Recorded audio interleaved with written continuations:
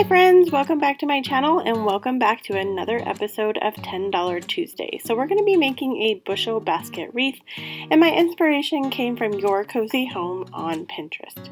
So my local Hobby Lobby was selling their bushel baskets for $2 each. These are the ones that they had been previously using like to display things. So they weren't in the best of shape, but I went ahead and picked one up and I used some white spray paint and spray painted the inside. So the only DIY really for this project is I made a simple bow, and I'm just going to add that bow to this little bunny that I got at the Dollar Tree. So I picked up some decorative shred at the Dollar Tree, and I am going to use the purple one, but I thought the brown one would also be like a nice neutral color if you were decorating for like a neutral Easter or spring.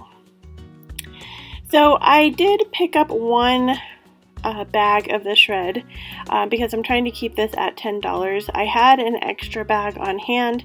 You could do this project with one bag, it just makes it rather sparse with your grass, but if you want to, I went ahead and used about a bag and a half because I'd already used maybe a half of that bag.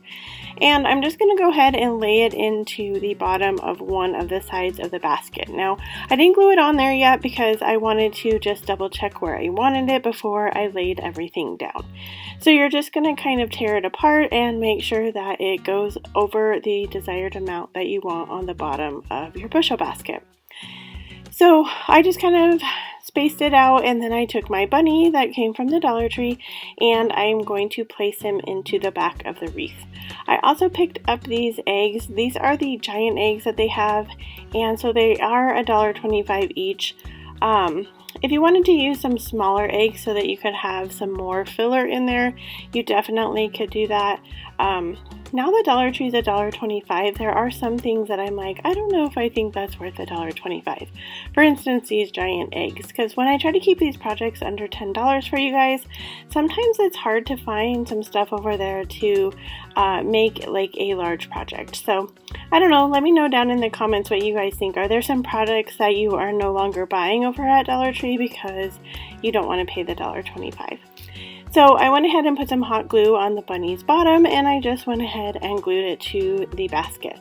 And now that I know where I want my shred to be, I go back and I put some hot glue down on the bottom of the basket and I adhere my shred. I do this in several different sections because if you want to place this outside, you want to make sure that the majority of your shred is glued to each other. If you're going to place this inside, then it doesn't matter as much if you get all of the shred glued down or not. So then I'm going to take my 3 eggs and I'm just going to place them into the back of the basket. When I was making this project, it really reminded me of these sugar eggs that my mom used to make when she was younger. And you would look into the hole and see the design inside the sugar egg. I don't know if you guys know what I'm talking about, but this reminded me of it because you have to, like, there's such a long space between the front of the basket and the back. And for some reason, it just gave me those sugar egg vibes. Nobody makes those anymore. Let me know if you've ever made one down in the comments. So once I get the bunny and the eggs glued in, then I make a bow, and I've been making this bow quite a bit lately. It's like one of my favorite ways. If you want a full tutorial on how to make this, I will go ahead and link that down in my description box. But I have 3 separate sections, and I'm just going to take a zip tie and zip tie all 3 of the sections together. That way I have one giant bow. And then I'm just going to take some pliers or wire cutters and cut that zip tie off. So then I'm just going to fluff out the bow. So the bow is actually optional. If I add up all of the costs for my basket and the things inside, it's about $9.50.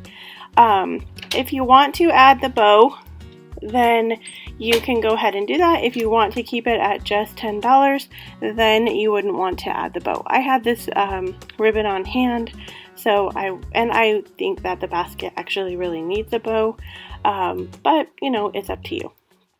This basket actually had a hole already in place there, probably because Hobby Lobby had tied these down to the top of their shelves, but you're just going to want to place a little hole if yours doesn't have a hole. And then I used my zip tie and I just zip tied it right to the basket, and then I fluffed out the bow. So the last thing that we're going to need to do here is, it kind of depends on how you're going to display this. I do show you here in a little bit a couple different ways to display this basket. So if you're going to want to hang it on a door or at the side of your house or something like that, you're going to want to poke a hole into the back of the basket. I just used some scissors and poked a pretty rough hole into the back. I had a nail that sticks out on the side of my house and it worked perfect, and you can't see it on the inside of the basket either. So here is the basket hanging on the side of my house. I think it's adorable. It's very simple and plain, but there is a lot that you could do to this. Since I had kept it at the $10, I didn't feel like there was a lot I could add in there. But if I was just going to decorate this as a wreath, I definitely think florals and all kinds of things could go in here and make a really beautiful, unique wreath. So here is the basket just sitting out on my table out in my front yard. I do feel like it kind of moves more just being like stationary here, and I live in a windy area, so I think this is not an option for me. But if you have like a covered patio or something like that, you could put that there. It also can hang on a door, which I can show you here, and it just kind of sticks out farther onto the door. So that is it for today's project. It was pretty simple. I hope you enjoyed it, and let me know if you are going to recreate something like this or if you are into unique type of wreaths. As always, if you're looking for some more inspiration, check out the videos up here for some more wreath DIYs, and as always, wherever you are in your journey is a perfect place to start, and I will see you in my next video.